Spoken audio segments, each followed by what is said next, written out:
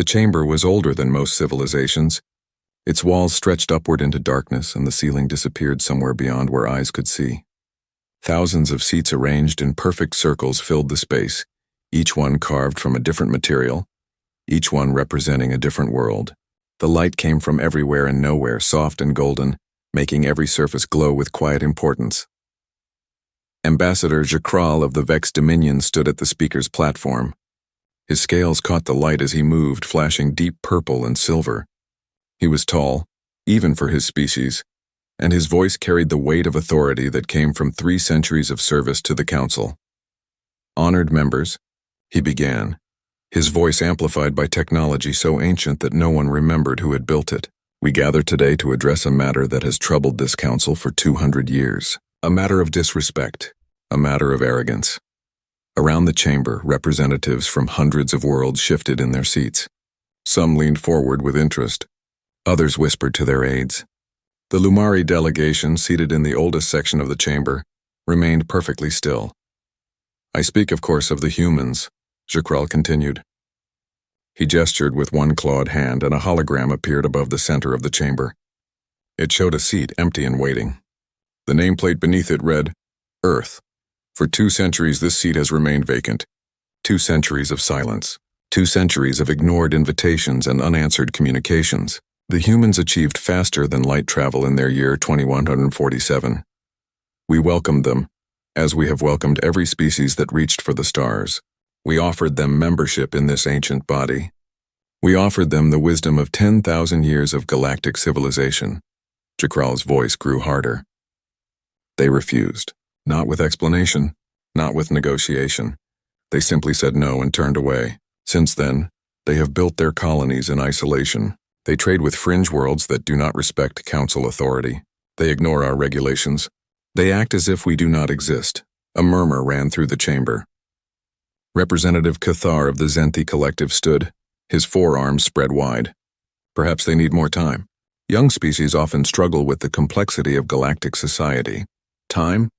Jakral's laugh was sharp. They have had 200 years. In that time, they have established over 300 colonies. They have developed their own trade networks. They have even created their own faster-than-light technology that does not use our jump gates. This is not confusion or fear. This is deliberate rejection. From the ancient Lumari section, a voice spoke. It was quiet, but it cut through every other sound in the chamber. Perhaps, Ambassador Jakral, you should ask yourself why that troubles you so deeply. Every eye turned to Elder Matriarch Selvine. She was old beyond measure, her form crystalline and slowly shifting colors like deep water under moonlight. The Lumari had been among the first species to join the council, back when it had only 5 members instead of 500. Jakral bowed his head slightly, showing respect despite his irritation. Elder Matriarch, humanity's rejection undermines the very foundation of this council. For 10,000 years, every species that achieved faster than light travel has sought us out. Every species has recognized that they need guidance, protection, and the structure that only the council can provide. Every species but one, Selvine said softly. Exactly my point. I wonder if you understand what that means. The chamber fell silent. Selvine rose slowly from her seat. When she moved, light seemed to move with her, creating patterns in the air that hurt to look at directly. I am old, she said. I have sat in this chamber for 3,000 years. I have watched 400 species take their seats here. I have watched them arrive nervous and hopeful, seeking acceptance among the stars. Do you know what I have never seen? No one answered. I have never seen a species that did not need us. Not until now. Ambassador Jakral's scales darkened.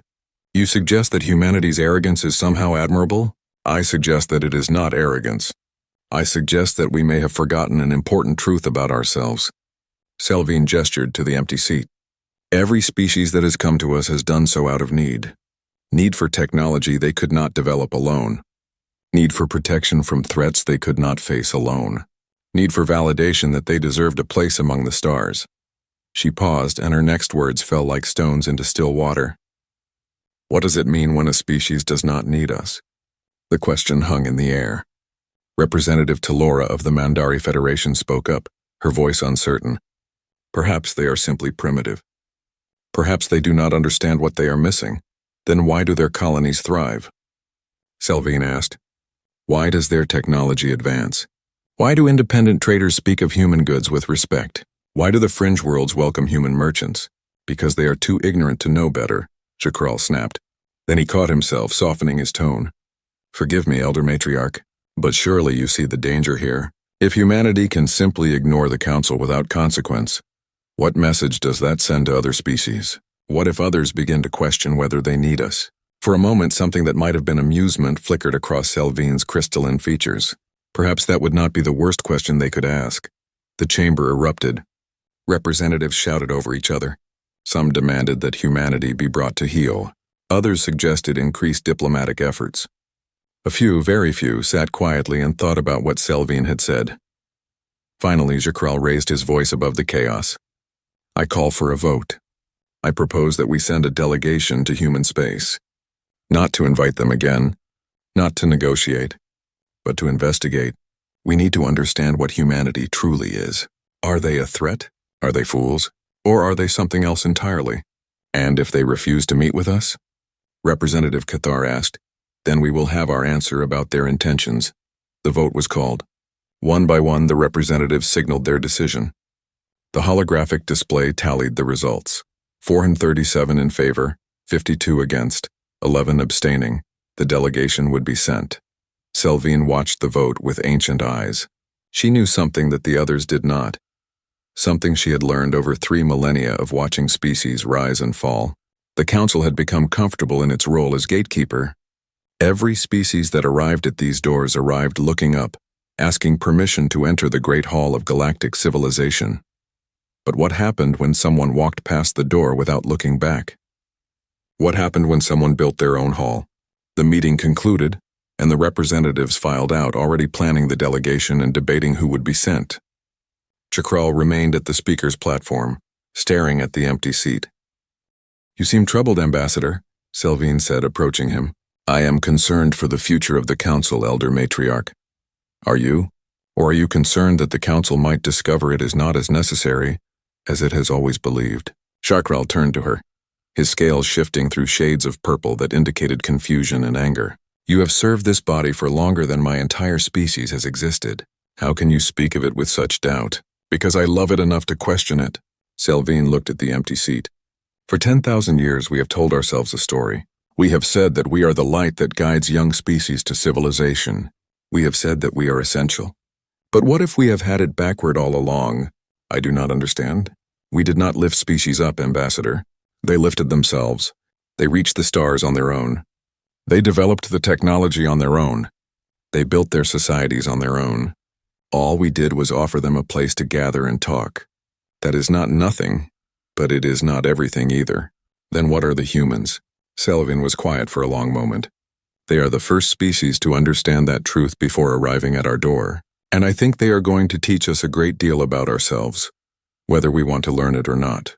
She left the chamber, her form fading into light as she walked. Chakral stood alone, looking at the empty seat. It had been empty for 200 years, but somehow it felt more present now than ever before. In the silence of the ancient chamber, with only the soft golden light for company, he wondered if Selvine was right. He wondered if humanity's absence was not an insult but a mirror that showed the Council something it had never wanted to see. That thought troubled him more than any amount of human arrogance ever could. The delegation would be chosen within the week. 5 species, representing 5 different philosophies and 5 different approaches to galactic civilization. They would travel to human space. They would find answers. But as Chakral stood in that ancient chamber, staring at that empty seat, he found himself afraid of what those answers might be. Not because humanity might be hostile, not because they might be dangerous, but because they might be right. The seat remained empty.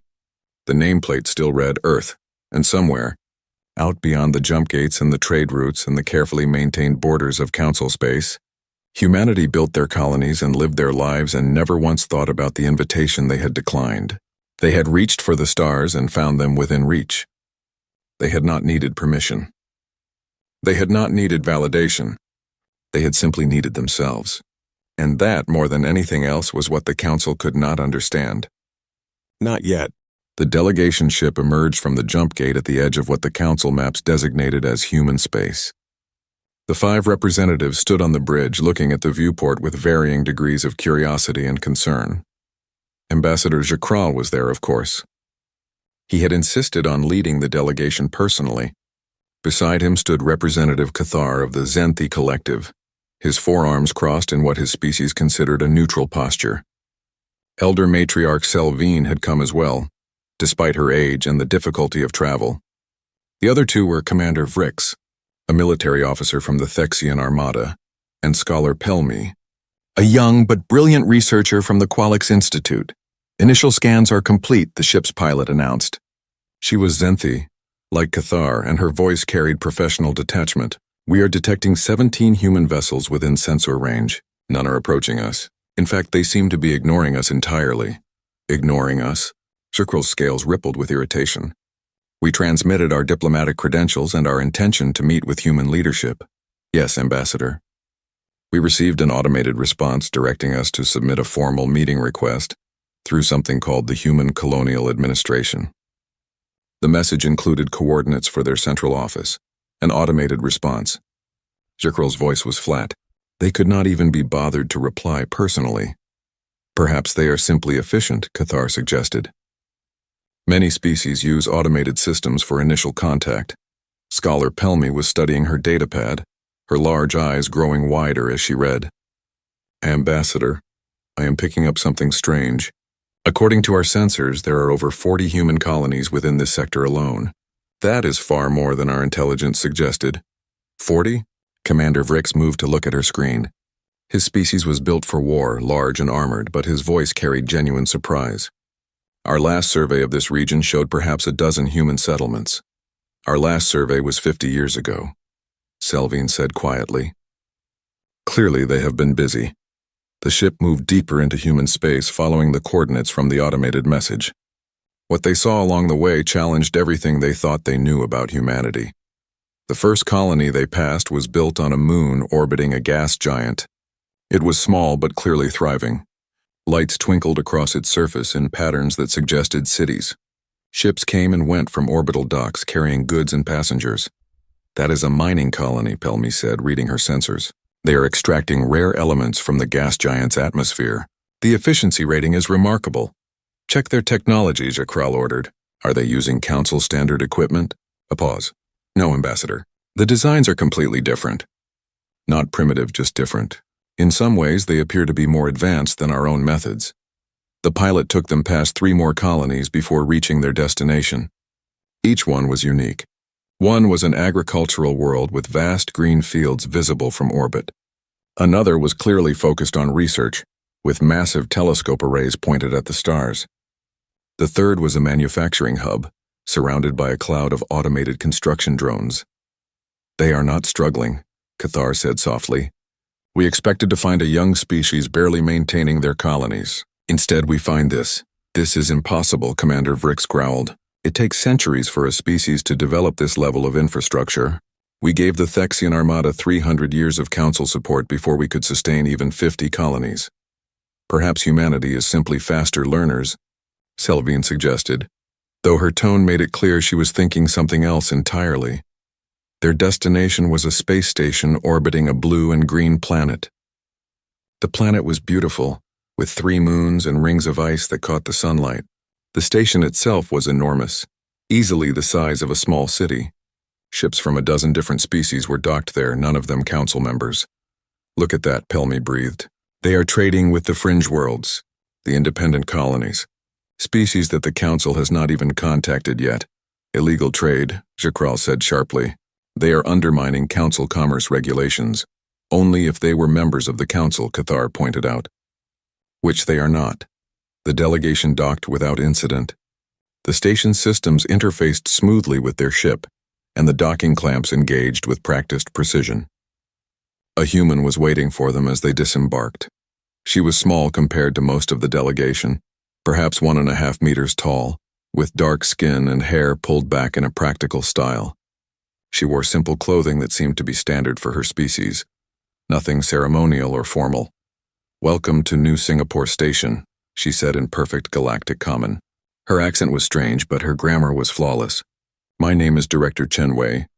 I serve as the liaison for the Human Colonial Administration. I understand you requested a meeting? Jakrel drew himself up to his full height, towering over the small human. I am Ambassador Jakrel of the Vex Dominion, representing the Galactic Council. We have traveled far to speak with human leadership about a matter of great importance. Of course, Chen smiled, and there was something in that smile that made Jakrel pause. It was not nervous or awed. It was simply polite. Please follow me. I have arranged a conference room for our discussion. They walked through the station, and the delegation could not help but stare.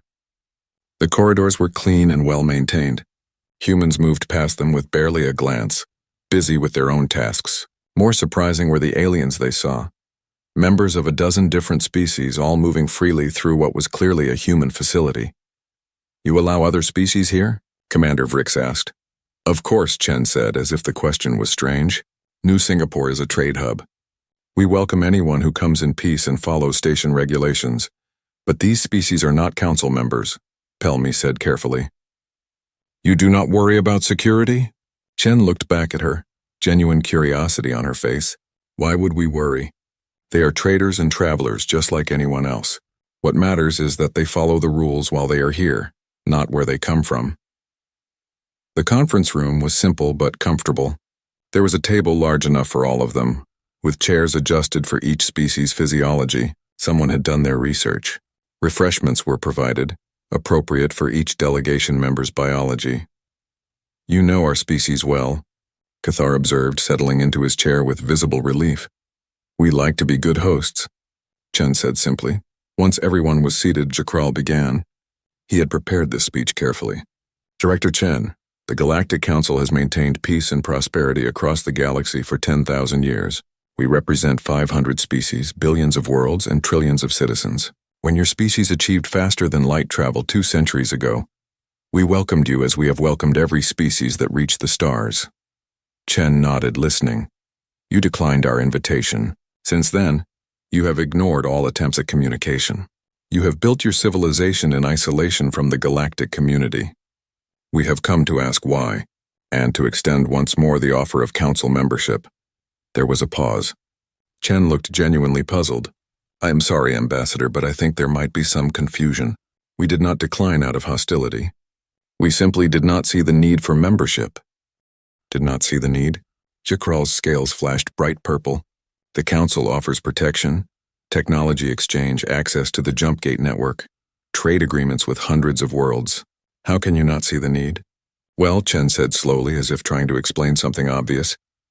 We already have protection. Our defense fleet is quite capable. We have our own technology that works very well for our needs. We developed our own faster-than-light drives, so we do not need jump gates. And as for trade, we have agreements with 47 different species already. The delegation stared at her. You have your own drives for faster-than-light travel? Pelmy asked. May I ask what principle they operate on?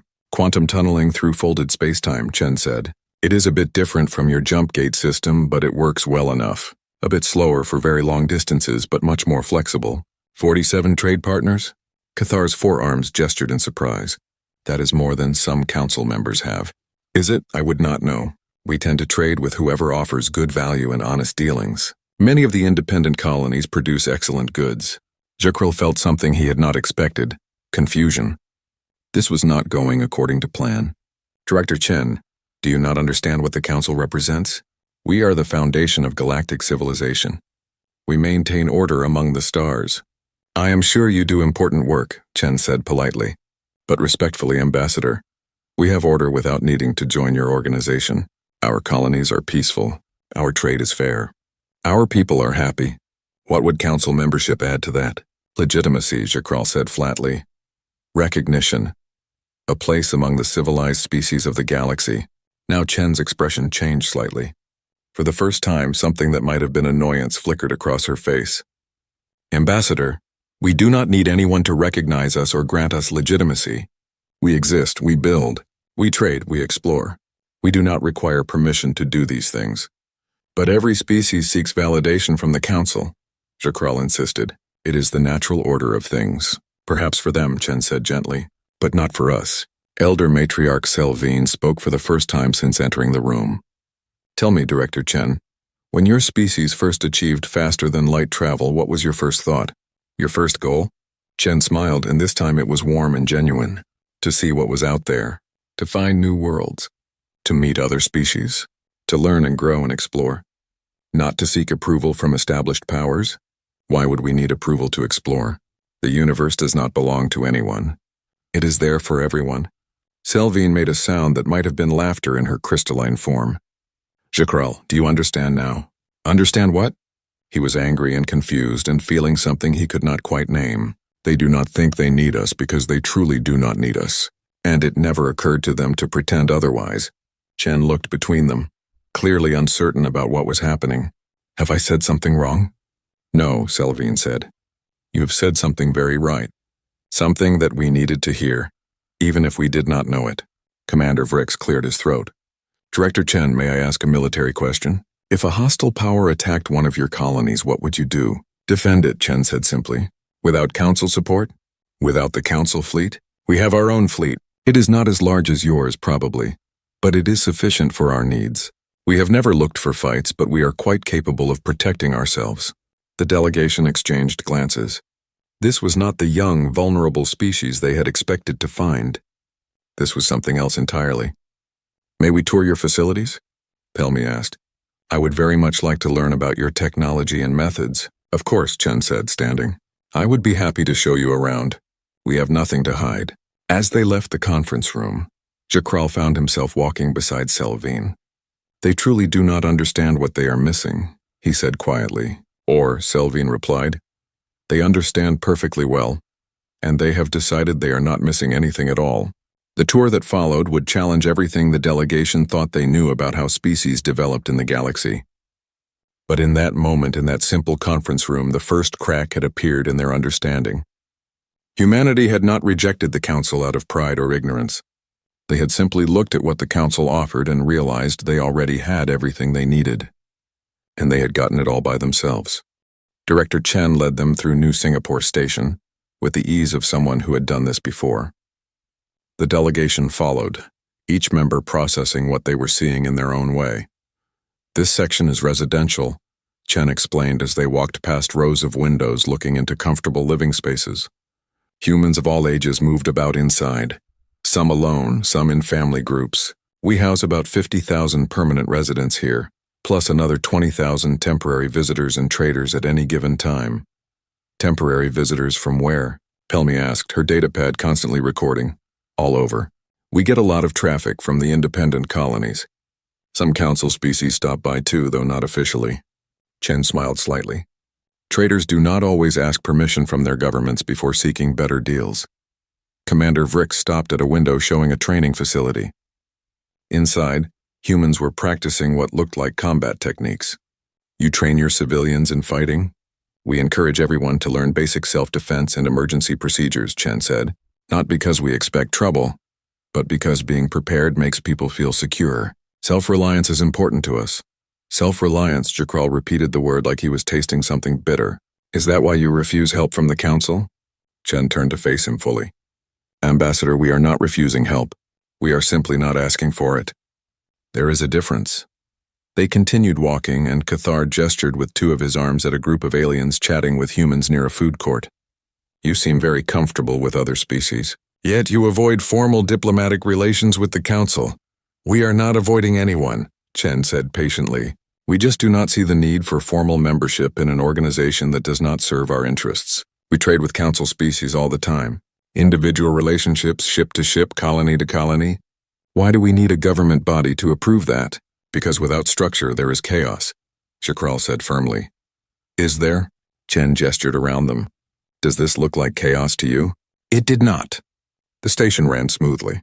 Different species mixed without apparent conflict. The systems hummed with efficiency.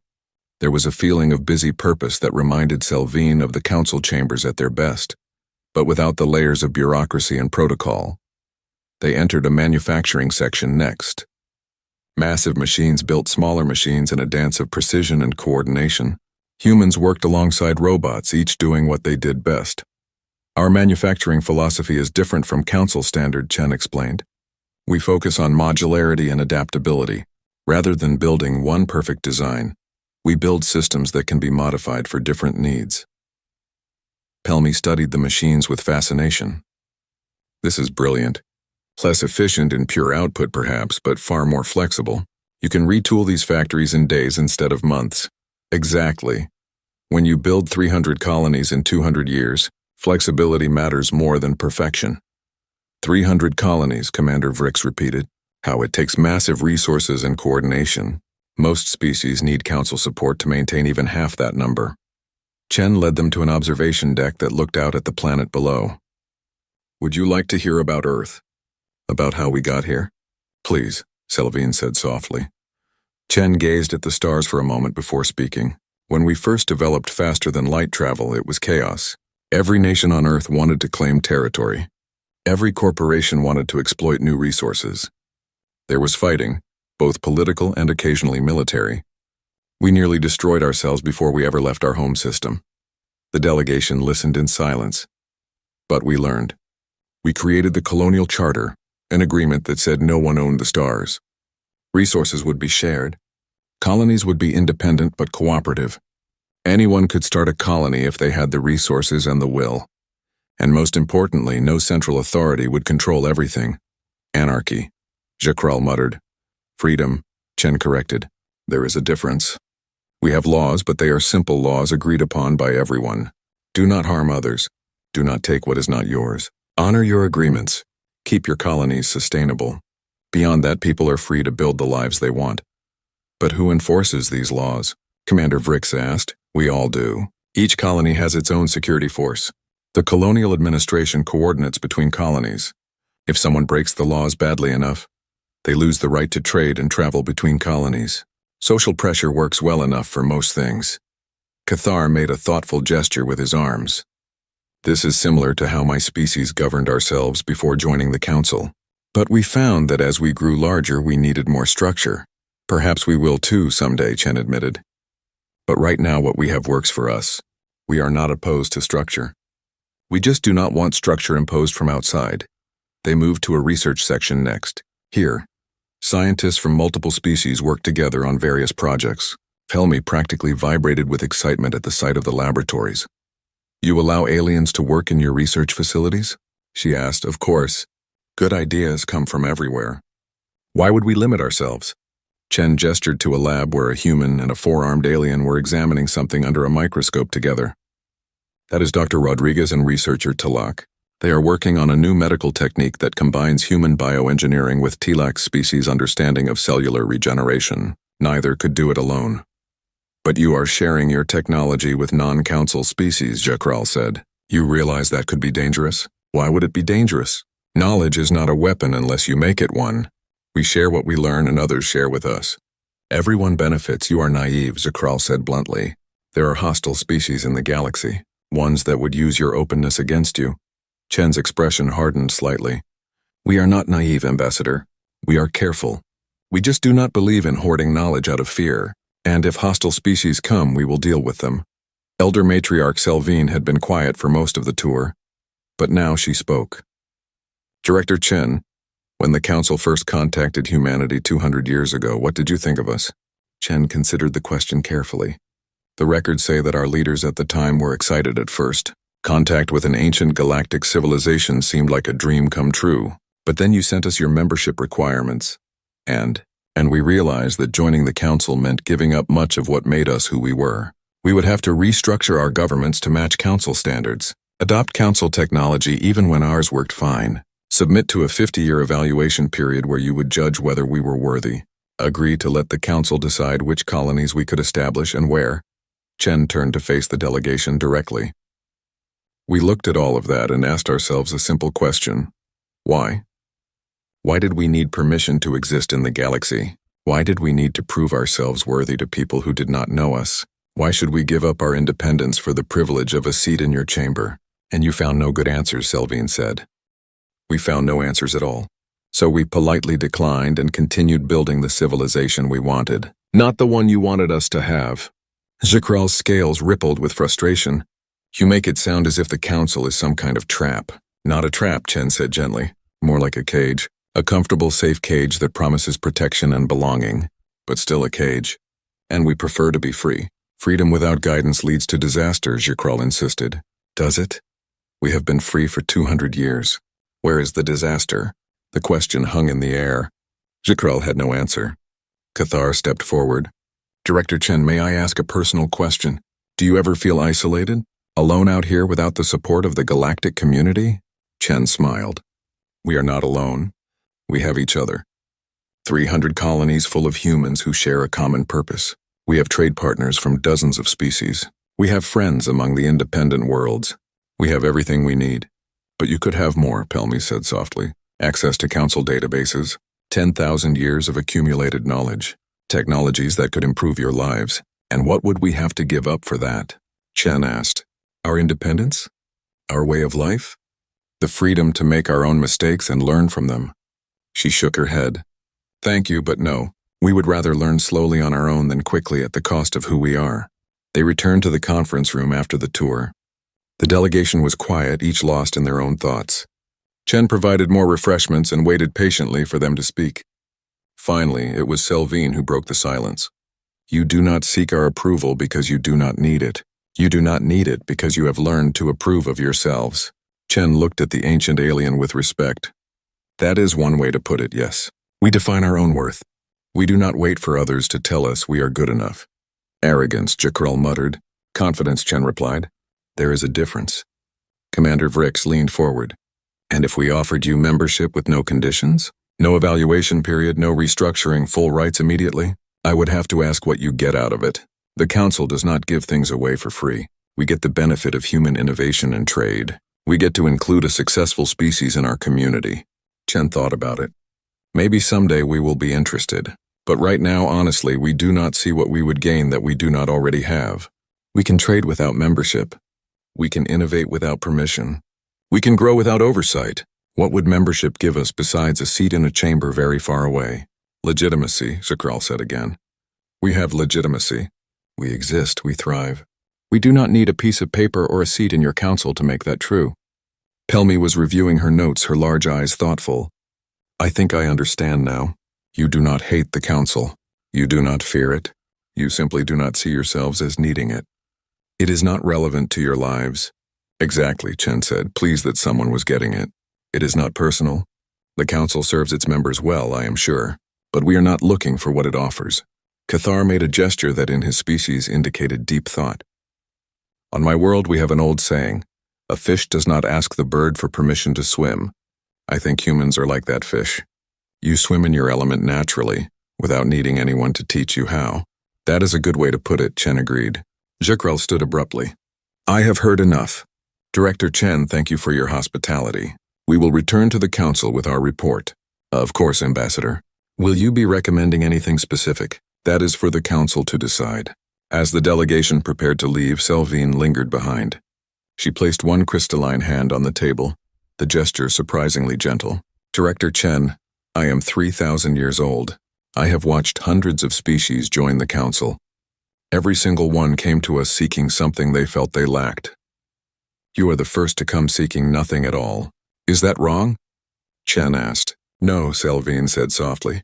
It is terrifying. Because if you do not need us, then perhaps no one really does. Perhaps they only think they need us because we convinced them they did. Chen reached out and gently touched the elder's crystalline hand. Or perhaps they needed you then, but they would not need you now. Maybe the council's greatest success is not in keeping members, but in helping them reach a point where they can stand on their own. Selvine was silent for a long moment. That is a more generous interpretation than we deserve, but I thank you for it. Safe travels, Elder.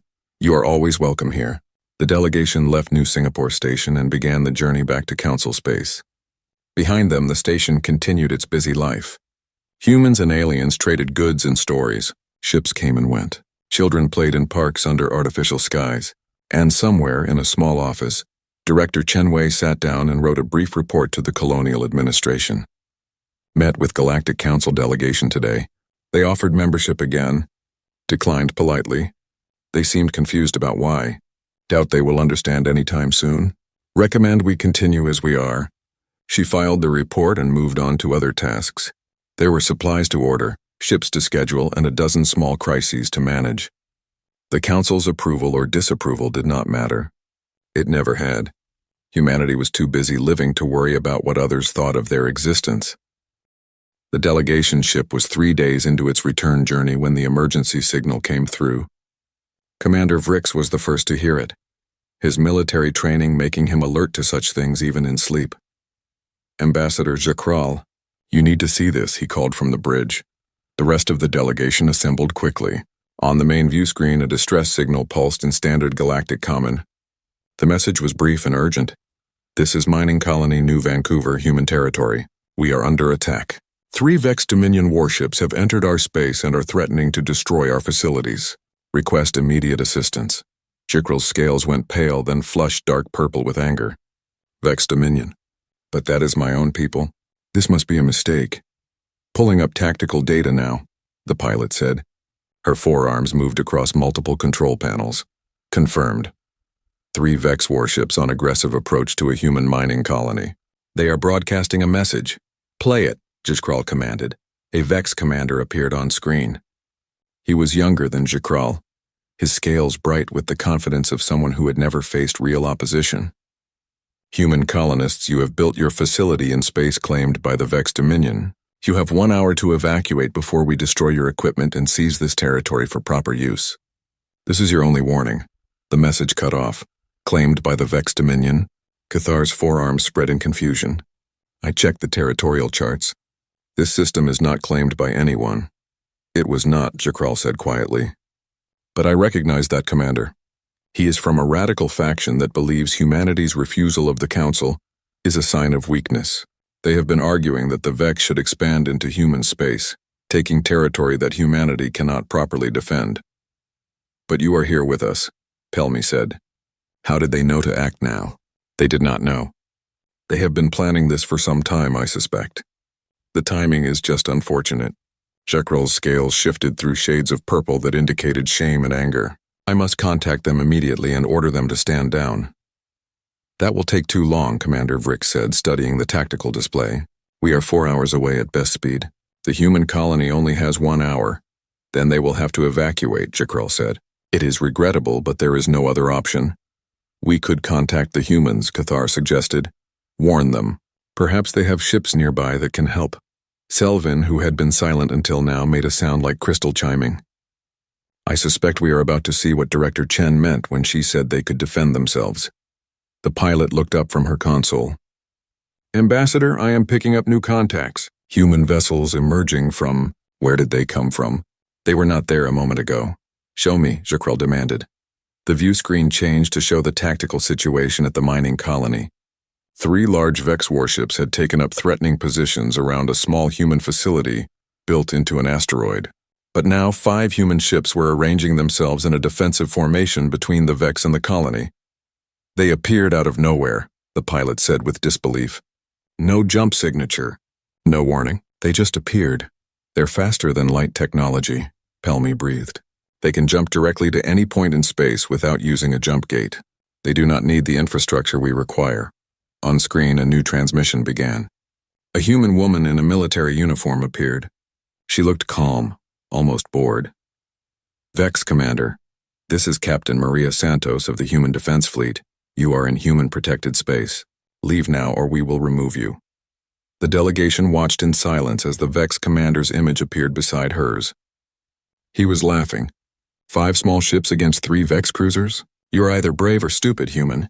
We do not want to kill you, but we will if we must. Leave now and we will forget this happened. Captain Santos smiled. It was not a friendly smile. You have 30 seconds to begin your withdrawal. After that, you become a threat to human civilians and we will respond accordingly. Absurd. The Vex commander cut the transmission. This is about to become a disaster, Jakral said. Vex cruisers are among the most powerful warships in the Council fleet. Those human ships are less than half their size. Should we intervene? Cathar asked. How? We are hours away and this is a civilian vessel. We have no weapons. On the tactical display, the 30 seconds expired. The Vex ships began moving toward the colony, weapons powering up. The human ships held position. Then everything happened at once. The human ships moved like nothing the delegation had ever seen. They did not accelerate gradually like normal vessels. They jumped, short controlled bursts of their faster-than-light drives that let them change position in an instant. One moment they were in defensive formation. The next they were scattered around the Vex ships attacking from multiple angles. "That is not possible," Commander Vrick said, leaning forward. "Drives for faster-than-light travel cannot be used in combat. The calculations take too long and the stress would tear a ship apart." "Human ships can," Pelmy said, her datapad recording everything. "Look at their design. They are built around the faster-than-light drive, not the other way around. Every system is designed to handle the stress of rapid jumping. The Vex ships fired, but the humans were already gone, appearing somewhere else, firing, then jumping again. Their weapons were different too. Not the heavy energy cannons the Council used, but fast, precise beams that struck critical systems. They are not trying to destroy the Vex ships," Commander Vrix observed with professional interest. "They are disabling them, targeting engines, weapons, communications, surgical strikes." The battle, if it could be called that, lasted less than 3 minutes. The 3 Vex cruisers hung dead in space, their engines offline, their weapons neutralized. The human ships reformed their defensive position around the colony. Captain Santos reappeared on the open channel. "Vex vessels, you are disabled but intact. We are sending shuttles to evacuate your crews. You will be transported to the nearest Council station and released. Your ships will be towed to neutral space and left there. Consider this a lesson about respecting human territory." The Vex commander appeared on screen, and his expression had changed from arrogance to shock. "How? Our ships are the finest in the Council fleet. How did you do that?" "We have been preparing for this kind of situation for 200 years, Santos said calmly. "We are not looking for fights, but we are ready for them. Next time, maybe you will think twice before threatening civilians." The delegation's ship maintained its course toward the scene. By the time they arrived, the Vex crews had been evacuated, and the disabled warships were being towed by human vessels. The colony itself was undamaged. "Request permission to dock at the human colony," Shakral said quietly. His scales had settled into a muted gray that indicated deep thought. Permission was granted. They docked at the small facility, which was barely large enough to accommodate their ship. A human was waiting for them, a young man with dark hair and a friendly smile. "Welcome to New Vancouver. I am Administrator Park. You are the Council delegation, yes? Captain Santos said you were in the area." "Administrator," Shakral said, "I must apologize on behalf of the Vex Dominion. That attack was unauthorized and illegal. Those commanders will face consequences." "No harm done," Park said with a shrug. "They did not hurt anyone and their crews are fine. We will send them back to you once we reach a Council station." "You are not angry?" "Why would we be angry? We knew this might happen eventually. Some species see our independence as weakness. We made sure we could prove them wrong." Commander Vrick stepped forward. "Your tactics were impressive. Your ships, your weapons, your coordination. You fought like a species that has seen 1,000 battles." "We have never fought a real battle," Park admitted, "but we have run a lot of simulations. We believe in being prepared." "But how?" Pelmy asked. "Your ships are so small." "Yet they defeated vessels 3 times their size. Because we designed them for our needs, not to match someone else's standards. Vex ships are built to fight other Council vessels in traditional engagements. Our ships are built to use our faster-than-light advantage and strike fast. Different approaches for different situations." Selvine moved closer to Administrator Park. Despite her age and crystalline form, she managed to convey curiosity. "Tell me, young human, were you afraid?" "Terrified," Park said honestly.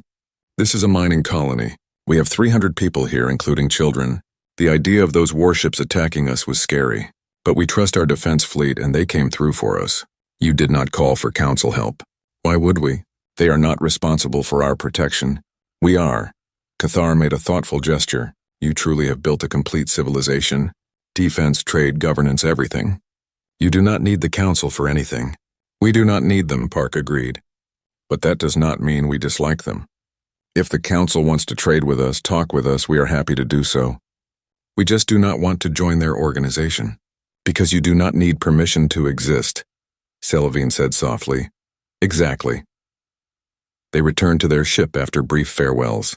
The journey back to Council space continued in silence for several hours. Each member of the delegation was lost in their own thoughts. Finally, Jakrel spoke. "I was wrong. I thought humanity was arrogant and naive. I thought they did not understand the dangers of the galaxy." "And now?" Cathar asked. Now I think they understand perfectly. They just refuse to let fear control them. They built the civilization they wanted, and they made themselves strong enough to protect it. Commander Vrix was reviewing the tactical data from the battle. I need to revise everything I know about combat doctrine. What the humans did should not be possible, but they did it anyway. Because they did not know it was impossible, Pelmy suggested. They were not constrained by Council military doctrine. They invented their own approach from scratch. Or, Selvine said, they knew it was possible, and they refused to accept anyone telling them it was not. The conversation drifted to silence again. Outside the viewports, the stars moved past, ancient and unchanging. What will you tell the Council?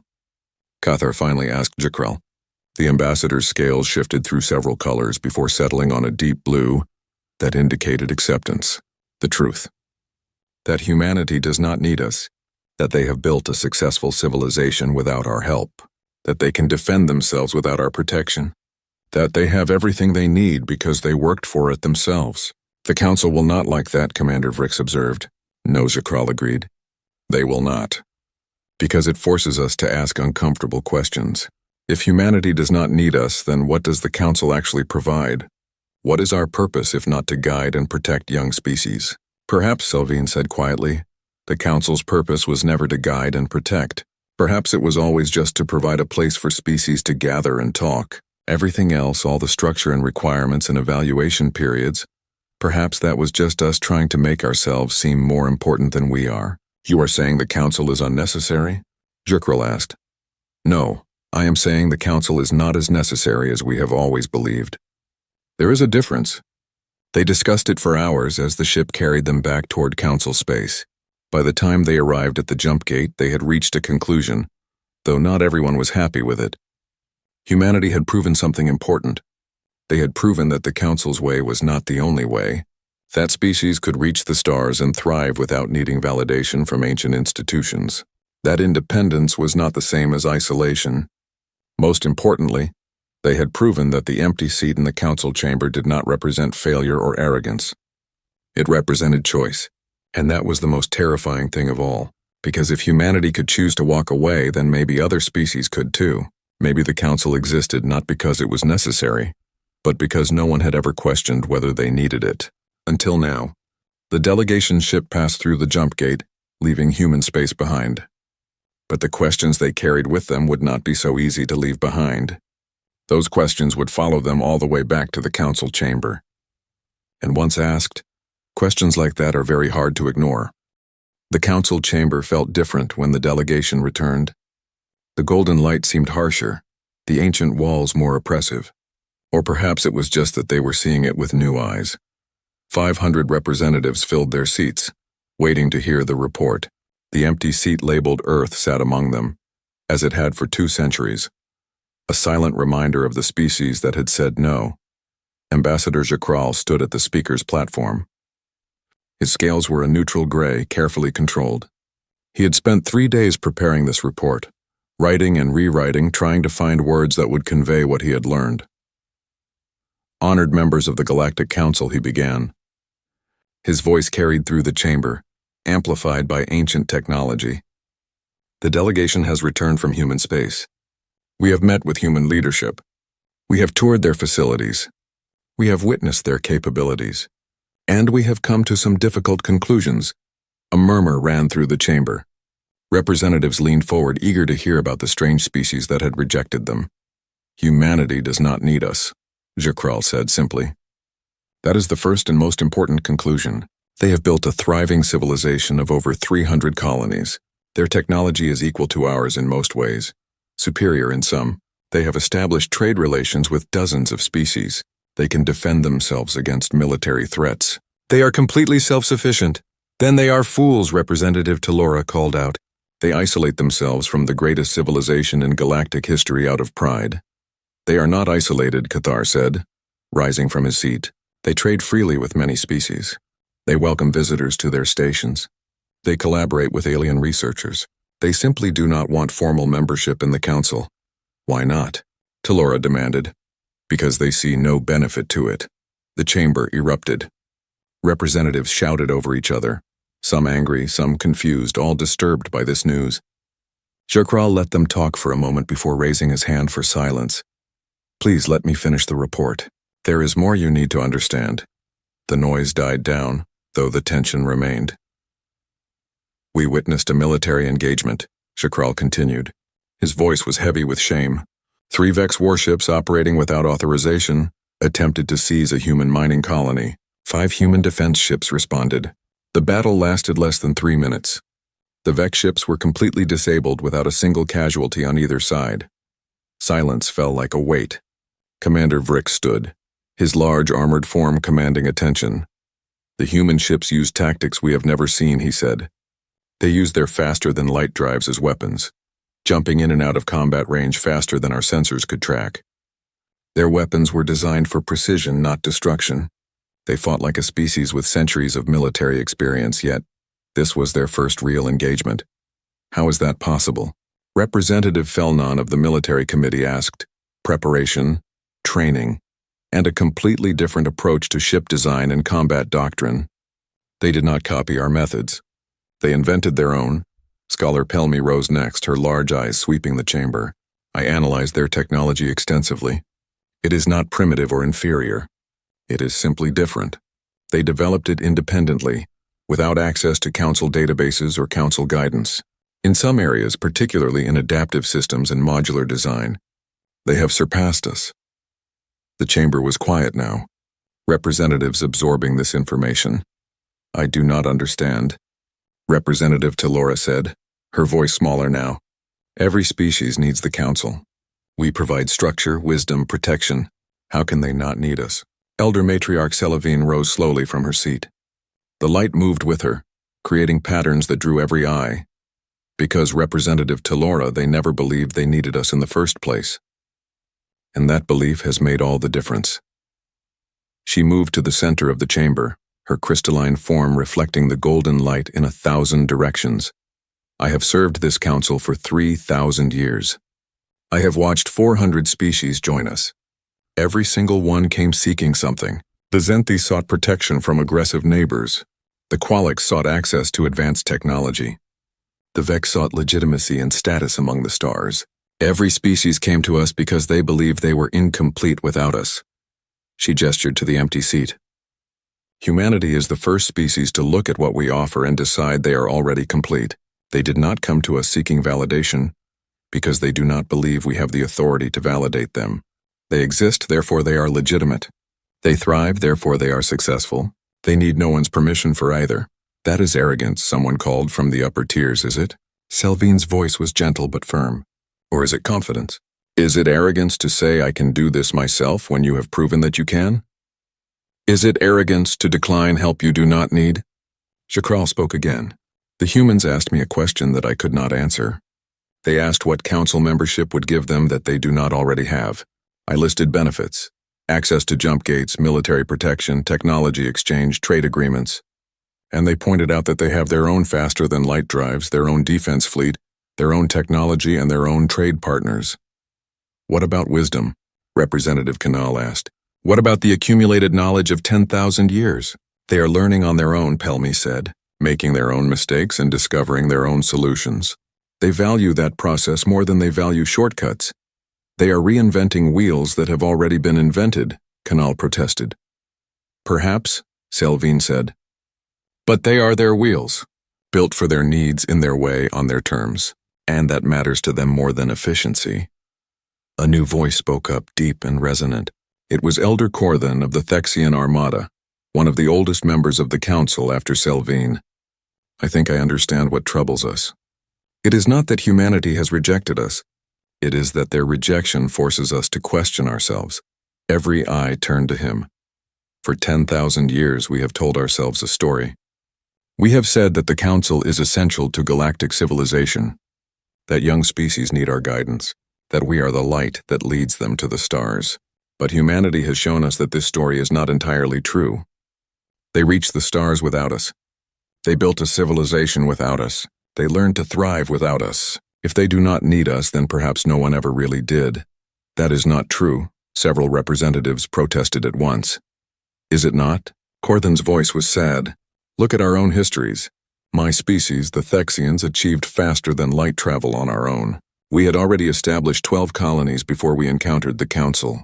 We joined not because we needed help reaching the stars, but because we were afraid of facing the galaxy alone. The Council offered safety in numbers, and we accepted. He paused. But we could have continued alone, could we not? Like the humans are doing now. We chose not to because we valued the community the Council offered. But it was a choice, not a necessity. We have pretended otherwise for so long that we forgot the difference. Jakrel felt something shift in his understanding. You are saying the Council does not uplift species. We simply offer them a place to belong. Yes, and there is value in that. Community has worth. Shared knowledge has worth. The bonds between species have worth. But these things are not the same as being necessary for survival. The Council is beneficial, not essential. There is a difference. Representative Talora stood again. Then what do we do about humanity? Do we simply accept their rejection? What else can we do? Cathar asked. Force them to join? Invade their space? Sanction them for the crime of being self-sufficient? They have done nothing wrong. They have harmed no one. They simply do not want what we are offering. We could remove their seat, someone suggested. Make it official that they are not welcome. No, Selvin said firmly. That would be petty and vindictive. Worse, it would prove to everyone that we value our pride more than we value truth. Then what do we do? Selvin looked at the empty seat for a long moment. We leave it empty. But we change what it represents? I do not understand, Jakrel said. For 200 years, that seat has been a symbol of humanity's rejection, a reminder that they said no to us.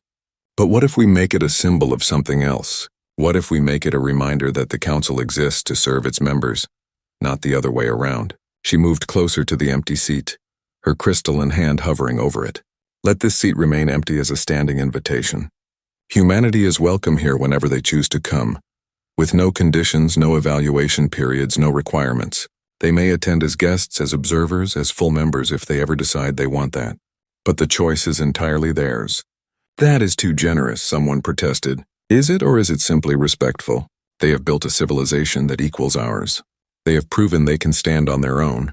Why should we demand that they bow before us to earn recognition they do not need? Jakrel found himself nodding. The elder matriarch is right. If we punish humanity for their independence, we prove that we value control more than cooperation. If we respect their choice, we prove that the Council can adapt and grow. But what about other species? Talora asked. What if others see humanity's example and decide to leave the Council? Then perhaps they should, Korthan said quietly. If they can thrive without us, if they would be happier outside our structure, then why should we force them to stay? Are we a community or a prison? The chamber fell silent again. It was a question that cut to the heart of everything the Council believed about itself. Selvin spoke into the silence. I propose a new interpretation of the empty seat. Let it stand as a reminder that membership in the Galactic Council is a choice, not an obligation. That species are free to join, free to leave, and free to exist independently if that is what serves them best. Let it remind us that we must continually prove our worth to our members, not demand that they prove their worth to us. I second this proposal, Jakrel said. His scales had shifted to a lighter color now, something approaching peace. As do I, Cathar added. One by one, other voices joined. Not all of them, not even most at first, but enough. Enough to carry the vote when it was called. The empty seat would remain, but its meaning had changed. 3 weeks later, a message arrived at New Singapore Station. Director Chen Wei read it in her small office, surrounded by the usual chaos of station administration. The message was from the Galactic Council. It informed her that Earth's seat would remain reserved with no conditions attached. Humanity was welcome at the Council chambers as observers, guests, or full members, whenever they chose. There would be no evaluation period, no requirements, no demands. The invitation was open always. Chen read the message twice, then smiled. It was a nice gesture, she thought. A sign that the Council was starting to understand. She drafted a polite reply, thanking them for the invitation and acknowledging that humanity might take them up on it someday, when they were ready, when they saw a reason to. But not today. Today there were supplies to order, ships to schedule, and a report from the colonial administration about a new colony that wanted to try something experimental with their agriculture. There was work to do, lives to build, problems to solve. Chen filed the council's message in her archives and moved on to the next task. The universe was vast and there was so much to explore, so much to learn, so much to build. They did not need permission for any of it. They never had. Light years away in the ancient council chamber, the golden light continued to shine. The representatives came and went, debating policies and settling disputes and maintaining the structure of galactic civilization. And in the circles of seats one remained empty, but it was no longer a symbol of rejection or arrogance. It was a reminder that species reached the stars on their own power, that they built civilizations through their own effort. That community was a choice, not a requirement. That respect was earned, not granted. Elder matriarch Selvine sat in her seat, ancient and patient, and looked at the empty chair with something that might have been satisfaction. In 3,000 years, the council had learned many things, but this might be the most important lesson yet. That being needed was not the same as being necessary. That being wanted was better than being required. That the greatest gift you could give another being was the freedom to walk away, and if they chose to stay despite that freedom, then you knew it was real. Humanity had walked away. They had built their own path to the stars. They had created something beautiful and strong and entirely their own. The empty seat would wait for them for as long as it took, and if they never came, that would be all right too, because they had already proven everything that needed proving. They had proven that they were enough. All by themselves. The universe was vast and filled with possibility.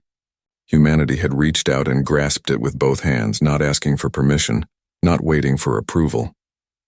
They had simply decided they belonged among the stars. And in that decision, in that moment of pure confidence and determination, they had shown the entire galaxy something profound, that belonging was not something granted by others.